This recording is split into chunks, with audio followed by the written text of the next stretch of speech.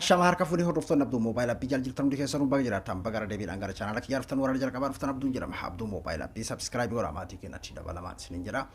Qabsaa'ota dhiheenya kana hidhaa bahan keessaa Hamza Boronaa haga har'aatitti mul'anne. Hamza Boronaa har'a mul'ateeti jira maal qabateeti gabbahe akkasuma ammasii waa'ee gartee fakkeenyaa fi hidhamtoota siyaasaa kan hidhaadhaa bahan keessattuu Jawar Muhammad jechuudha.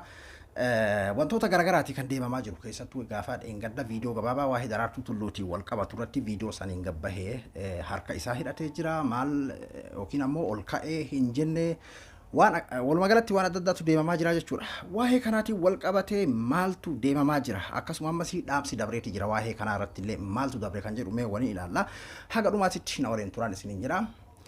Hamza Boronaa hooggantoota ofeekoodha gameeyyii keessa Hamza Boronaa abbaa reediyoo daandii haqaa jechuudha kan hedduun namaa duraan reediyoo daandii haqaa irratti beekan jechuudha keessattuu gartee gaafa yeroo hamaa qabsoo san keessatti dhokatee bakka inni jiru kan namni hin beekneen iyyarraa eega baqatee booda jechuudha yeroo dheeraadhaa fi saba isaatiif sagalee tahaa ture jechuudha. Eega gartee jijjiiramni dhufe jedhamee sanii booda biyyatti galee akkuma biyyatti galeeni hayyoota akka Jawar Muhammad fa'aatti dabalamee achumaanii bakki gartee karaan paartiin gartee namni akka Jawar fa'aa itti makame Oromoodhaaf faayidaa qaba jedhee itti amane anaafis amantii qaba jechuudhaani itti amaneeti karaa sanii karaa qabsoo karaa nagayaa ofeekootti makame jechuudha. Akka gaafa saniitti haga gaafa hin hidhaminitti illee isaanumaan waliin qabsoo irra ture akkasumatti isaanii waliin warra hidhaa keessatti rakkoo garagaraa dabarsaa turee fi achi keessattis qabsoo eega gartee man hidhaa keessatti godhaa turanis warra waliin godhaa ture keessaa jechuudha. Amma eega bahanii ammoo Hamza Boronaa hin mul'anne Boqqalaa Garbaatii fi Dajanee Xaafaatii fi Jawar Muhammad qofatu mul'ate jechuudha. Hamza Boronaa footoodhaan garagaraa kan isaan wal fakkaatu fa'aa tarii fira isaa ta'uu danda'a.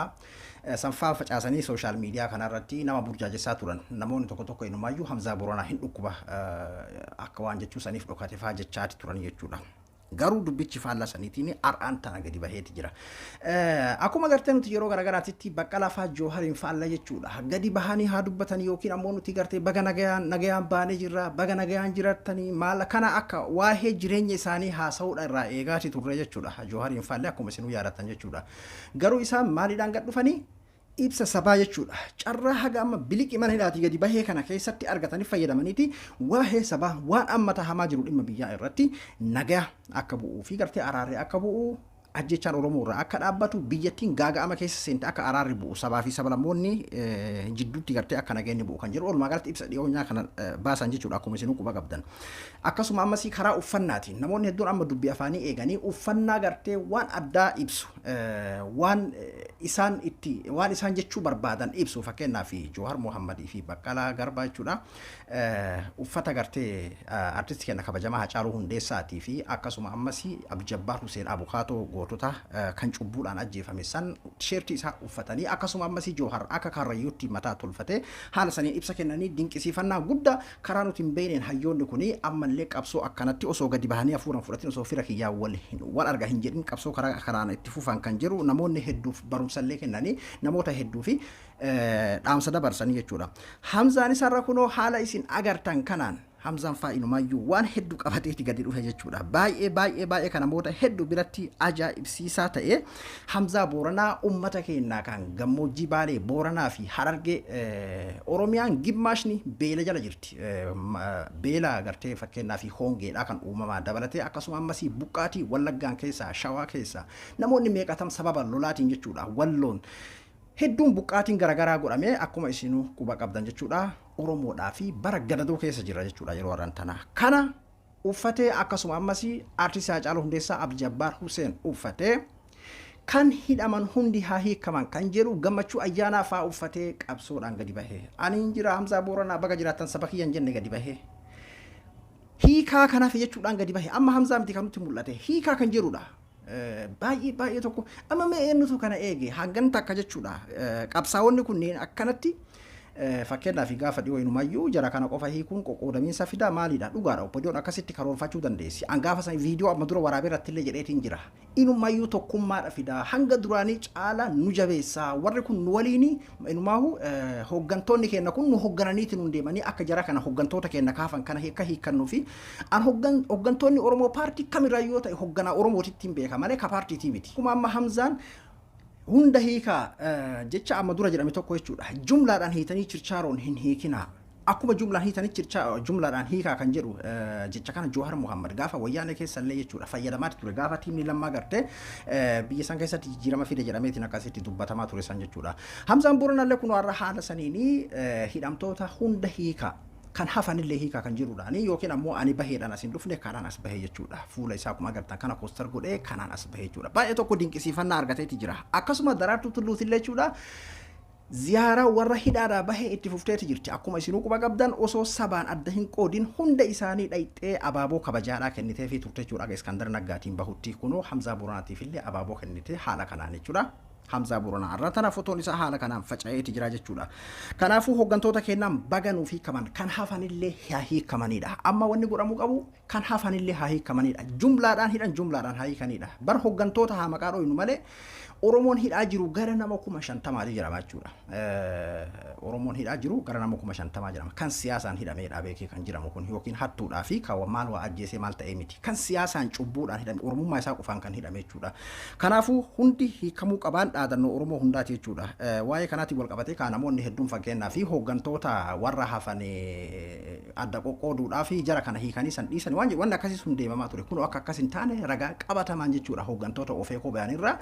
fakkeenya guddaadhaan arganneeti jira jechuudha. Haala kanaan sagalee walii ta'uun eegalameeti jira jechuudha. Haaluma kanaan amma fakkeenyaaf namoonni hedduu yeroo fakkeenyaaf hooggantoota akkana kana hidhaadhaa hiikan qabsoon bosonaa ni laaffatti kan jedhee yaadufaatu jira. Abadan hin laaffattu garuu qabsoo bosonaa qofa ta'uu qaba kan jedhudha wanni qabsoo laaffisu. Qabsoon bosonaa finiintee itti fufuu qaba. Oromoonni beekaa bar faayidaa isaa akkasuma qabsoon karaa nagaa warra jedhee karaa nagaa kanatti amanulleen kan tarsiimoo kana beeku kan qabsoo kana beeku ati akkamitti karaa nagaa biyyi waliin dubbatta ati akkamitti karaa nagaa shimallisii waliin dubbattaa miti sun hojii isaaniitti dhiisi isatu itti seenami qabsoo karaa nagaa yeroo jedhamu ammoo nam tokko waanuma paarlaamaa keessa seenanii shaayii dhugaa dubbatanii nagaa mana galan si'a warre hooggantoonni ofeekoodha jechuun warri paartii ofeekoo keessatti hirmaate meeqatamtu rashaname warri ABO'dha karaa nagaadha kan bosonatti warri jaalmarroo sun ta'in kan biyyatti gale meeqatamtu rashaname wareegama qaba biyya san keessatti wanni hundinuu wareegama fedha aangoon karaa hundaanuu karaa nagaas ta'ee karaa hidhannootiin karaa hunda wareegama barbaada jechuudha biyya san keessatti inumayyuu beeki qabsoon karaa nagaadha kan gartee hidhannoo san caala wareegama qabaachuu danda'a yeroo gartee hamtuun fakkeenyaa fi mootummaa lubbuu kiyyaaf sodaadha jedhetti warra gartee karaa nagaa kan ijjisa dura jiru kana jechuudha sareen nama ganda isaa dhufta nyaatti jedhanii ka ganda isa keessa jiru kana guututti hidhuu guututti gartee miidhaa gargaraa irra geessuudha danda'a jechuudha garuu warri gartee qabsoo hidhannootitti amane ajjeeseeti du'a jechuudha akkasuma qabsoo isaallee diinallee dhiibee karaa gartee hidhannootiin bakkaan ga'uu danda'a jechuudha garuu jaarraa ammaa kana keessa qabsoon karaa nagaa baay'ee tokko barbaachisaadha Oromoon hanga fedhe karaa nagaatiin qabsaa yookiin ammoo warri karaa nagaadhaa deeggartoota haga fedhe argatee ta'eedhaa fi qabsoon gartee bosonaadhaa hin oolamtu jechuudha bar jaalmarroon isin amma fakkeenyaaf yeroo ammaa kana keessatti tarii deeggarsa jalaa hir'isaa dhafan isin akkana jettan kuni gaafa nuti jijjiiramni dhufe jennee jaalmarroo irratti duulaa turre gaafa gartee abbichuu ilma abbaa gadaa jechaa turre saniyyuu galtee fiiti jechuudha dubbiin warri oppodiyoodhaa kuni warruma wayyaanee isaanii walii wayyaaneedha ammayyuu jijjiiramni dhufe hin jiru sobaniin nu nyaatu deeman malee hin hiikkadhu jedhee kan bosonatti hafee jaalmarroodha jechuudha yeroo amma Oromoon ajjeefamuu isaa of argu mirgi isaa dhiibamuu of argu namni hundi amala oppodiyoo kanneenii bare kanatti jechuudha homa garaagarummaan dhufu hin jiru jechuudha kanaafuu akkasi walqeequ wanni hamtuun tokko garaagarummaa fidu maalinni ana malee jechuudha yookiin ammoo yoo ati qabsoo kun qabsoo karaa nagaatitti amane ati yoo qabsoo karaa hidhannootitti kan amanu taate qabsoo karaa nagaa kan akka diina dhiiste gaara guddaas jiru dhiiste xiqqashaa obboleessa kee kana akkami karaa kana deemtee isa kana diinoonfachuudha akkasuma warri qabsoo karaa nagaatis kan diinoonfachuudha jechuudha kanaafuu yoo ta'e malee akka kiyyatti wal miidha jedhee yaadu wal utubaa malee jechuudha hundinuu wal utubaa jechuudha yoo oromummaa walii kabajanii akkasitti oromummaa ofii mana tokko ijaarrachitaa waliin saamuu sanii yoo ka deeman taate jechuudha Kanaafuu Hamzaa Booranaattis haala kanaan irra nu mul'atee jira ka baga mul'atte baga nagayaan baate jennaan Hamzaa Booranaatiin waa'een biraa waa'ee Jawar Muhammadii wal qabateeti burjaajii guddaadha kan deemamaa jiru burjaajii deemaa jiru kanarratti waan dubbatameetu jira Jawar harki isaa cabee jira harka isaa hidhateeti jira maaliif ol hin kaane Daraartuu Tulluu ol ka'ee abaaboo irraan fudhannee kursirraa ol hin kaane yookiin luuti isaa walumaa gala waan akkana kanatu deemaa jira jara kenna akkuma isinuu quba qabdan gaafa gartee jarri hiikamuuf deeman jedhamirraa olola garagaraati kan deemamaa ture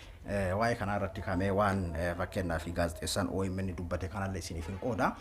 waa'ee kanaatiin wal qabatee amma durallee jedhameeti ture gaafa isaan hidhaa jiranis waa'ee dhimma hayyoota kennaa maatii irraa abukaatoo isaanii irraa miidiyaa OMN irraa jedhamee ture amman tanallee jarri miidiyaa irratti gadi bahanii dubbachuun eegalle haa ta'uuti miidiyaan sun ammoo bakkuma jira akkasuma ammas hayyoonni isaanirraa information fuudhanii akkana ta'ame jedhaniiti waa isaanii nu himuu danda'an ni jiran waan sanii irratti ani waan tokko beetanii warra dubbatu kana miti yeroo har'an tanaa ilmi namaa jira kenna wanni YouTubein dalagatan ajandaan hedduutu jira akkamitti dhimma lubbuu namaatiin dhimma hayyoota gurguddaa ummanni Oromoodhaa lubbuudhaa eeggatu hoggantoota isaa dhimma gartee akkamitti namni akkamitti dhiigaan daldalatu na ajaa'ibsiisan hedduudha YouTube kanarraa akkuma isin agartan nama hunda fakkeenyaaf YouTube irratti dubbateef information tokko haguma gartee dhagahuun si fayyadu information ammoo sobaa dhagahuun hagas caala si miidhuu danda'a jechuudha social media akkuma isin beektan qara lamati yeroo hunda dubbatama gara tokko siif muraa gara tokko si muruu danda'a sihi kan eeggatu maddi kun eessarraa eenyuun maaliidhaaf fakkeenyaaf jawar waan wahiitti irra mul'ate akkuma jedhamu kana fakkeenyaaf inni dhoysuu barbaade kan gadi bahee isarraa osoo inni jiru jechuun jawar fakkeenyaaf dhoyse maaliif jawar callise fakkeenyaaf maaliif callisuutu yeroo wayyaa jedhee callise inni ka gadi bahee way jawar harkisaa akkasii way ol ka'ee hin jenne way gadi mee maaltu isaan gahe jechuun jawarii lubbuun jiru ka gadi bahee mana hidhaan jirre kan Facebook isaa harkaa qabu kan miidiyaan isa dura jiru kan waan dubbatamuu qaba jedheeti amanu dubbatuu danda'u kan gartee gara miidiyaati waan kana dabarsaa jedheeti yookiin miidiyaadhaaf himuu danda'u kan ammoo saahiboonni isaa warri amanamoon isa jala jiran meeqatam jiran kana jalaani akkas ta'e harki sun asiin akkas ta'e warra isiniin jedhu kana walumaa galatti dhugaallee yoo ta'e kijibatti fudhaa maaliif waan jawar fakkeenyaaf callise inni kan dubbatu maali jawar irra beekadhe fakkeenyaaf dhimma kiyya waa'ee dhimma kiyya anumatu beekami ammoo jawar waa'ee sabaatiin deemaa jira waa'ee sabaatiin waan deemaa jiruu fi rakkinnummaan jiraatee rakkinni sun callistuu barbaachisaadha jedhee ogeessi callise callisuudha dubbatu barbaachisaa inni waan dubbatu barbaachisaadha anaafis faayidaa qaba saba kiyyaafis faayidaa qaba jedhanii dubbata allaqe haganuma jechuudha wanni biraan jiru kanaafuu warra waan akkanaa kanaan deemu gonkuma abbaa barbaade haa ta'u nama amantanillee haa ta'u warra jala deemee share godhu warra jala deemee gartee fakkeenyaaf kan biraa kanaan peejii guddifachuudhaaf kanaa YouTube daldaluudhaaf jechuu danda'a isin jala deemtanii sharing godhina dhageettame mata makee keessa qabadhu callisiitu mataa rakkoon baramma share godhuudha jala deemtee share gootee nama kana daldala inni fedhu san baay'isuu fi jechuudha keessattuu YouTube kanarratti beeki xiqqashoo namni ammantana waa xiqqashoo amma haala tokko amma namni zaban kana xiqqashoo sirraayeeti jira malee bargaafa durtaa akka maal jedhamaa ture beeyta YouTube irratti kijibii yookiin nama arrabsi akkasitti dalagatama jedhamee ture namni ammoo ammantana bareede jira jechuudha nama kijibdee yookiin waan akkasii dubbattee homaa waan ati dalagattu hin jiru jechuudha namni guyyaa takka lama sobuu dandeessa baatii takkaaf sobuu dandeessa baatii lama sobuu dandeessa ilmi namaa yaa jira keenya eenyummaanu baatii takka sobuu lama sobuun homaa rakkoon qabuun sobama namayyuu fakkeenyaaf waan hin jire tokko wanni akkana samii gadi bu'e jedhee nama dubbadhee fakkeenyaaf jedhee hayi akkami samii gadi bu'e ati ilaaluudhaaf ni dhufta yeroo gad dhuftu ammoo wanni yookiin kijiba ta'a yookiin ammoo waan biraa sitti hima yoo ta'e baatii takka akka jedhee si sobuu danda'a jechuun walis waan addaa waan hin taamne wayitiif ati dhufte dhugaadha laalame hedduu laalame faa jennu inni warra akkasitti amanutu jira kanaafu madda dhugaa waa'ee hidhamtoota siyaasaa haga gartee fakkeenyaaf yookiin jawar amma hidhaan jiru baqqalaan hamzaa boranaa hidhaan jiru haga gabbahee inni fakkeenyaaf Facebook isaarra dubbatu miidiyaa irratti dubbatutti sanbira dabrame OMN tu jira haga OMN irratti dubbatamutti hayyoota isatti kaluu jira haga dubbatanitti abbaa barbaade irraa yoo hin fudhatin asiniin jira kanarrattis ammasi zaak duubee aktiivisti gaazexeessaa OMN dhaamsa dabarsee qaba hubachiisa jedhe dhimma jawar faa irratti odeeffannoon isin gahuu qabu karaa adda addaatiin isin dhaqqabsiisuudhaaf ni yaalla fedhu karaa dhuunfaa isaa ta'uu danda'a karaa OMN'tiin ta'uu danda'a homa lama menne yookiin karaa dhuunfaa isaa yookiin karaa OMN'tiin jechuudha sanaan ala warra odeeffannoo sobaan daldalaa YouTube'ii fi tolfachuudhaa fi daldalan irraa odeeffannoo fudhattanii of hin cinqinaa dhimma jawar faa qofa osoo hin taane wama hundaafu odeeffannoon tokko waliif qooduun dura maddi odeeffannoo kiyyaa eenyu faayidaan odeeffannoo sanaa maali jedhaati of eeggannoo godhaa yeroo kanatti dhimma hunda gara dirree miidiyaatti fiduunis waan hedduu barbaachisu natti hin fakkaatu ka jedhuudhaani zaak duubee dhaamsa dabarse hagamma wanni barbaachisu jechuudha ani waan naan galiin tokkotu jira fakkeenyaaf jawar harka hidhate akkuma teettu kana harka hidhate jawar ammoo himuun barbaanne maaliif fakkeenyaaf siin jedhaa beek amma kanallee akkasitti fudhatin dhugumaa harki isaa maa akkas ta'in amma koomantii kan jedhalee akkas yeroo dhabamu beek jawar callise bees callisuutu irra wayyaa jedheemi isaafis saba isaatiifis callisuutu wayyaa jedheemi callistee atilleen akka wayyaa san filachuudha kana ala karaa biraa kan wayyaa hin ta'in akkuma gartee namni karaa kayrii dhiisee karaa shayxaanaa deemu maaliif karaa shayxaanaa barbaanna kanaafuu abbaan barbaade waan fedhe qabatee gad haa dhufu waa'ee dhimma jawar irratti oduu hatattamaatiif oduu amma nu gahee jawar mana hidhaati akkas ta'ee bahee jawar akkas godhee maali ta'ee waan jedhamu abbaa barbaaderraa yoo hin fudhatina faamiliin jira itti amanee gadi ba'ee taana yoo jawar dubbatin jechuudha jawar Facebook isaa harka jira hin barbaachisaa taana OMN hin jira hin barbaachisaa taana hayyoota isa dhiyaatan kan akka Mazaak Duubee warra akka Farhaan Abdusalaamtu jira biyya keessa illee namoota hedduutu jira jechuudha kana alatti abbaa barbaaderraa jechuudha information abbaa barbaadeetu hin fudhatina jechuudha dhimma jawar kan beeku jawariin qofaa jechuudha dhimma baqqalaa kan beeku baqqalaa qofaa jechuudha huma waan hundarrattu karuma baram fakkeenyaaf hatta dhimma abiyyaa ta'u yookiin ammoo abiyya akkana akkasii nama isiniif immoo waan kara madda kana eessaa argadhe maaliif faca'ee nu facaase kan jedhu laalu osoo bar waan hagana kan addaan barre gonkuma social media kanarratti miiliyoonni meeqan ba'u karaa mootummaatiin illee jechuudha burjaaji karaa social media kanaan uumuudhaaf miiliyoona meeqa baasanii nama kumaatama asirratti bubbaasanii jiran maaliif akka nuti kanaan burjaajoo waan beekaniif jechuudha osoo nuti maddi isaa eessarraa maaliif akkamitti haganuma osoo laalle samiidhaa gabbu'ee wanni tokko yoo kanaan jedhu taate akkamitti eessan ati eessaa fidde maddi isaa eessa akkamitti bu'e ammoo bu'uun ni dandahama akkamitti kan jedhudha laaluudha kanaafuu haala saniin of eeggachuu qabna isiniin jechuu barbaadeeti an abduu moobaayilaa biraay hanga qophii biraatii wal deebinutti dhagayaan tura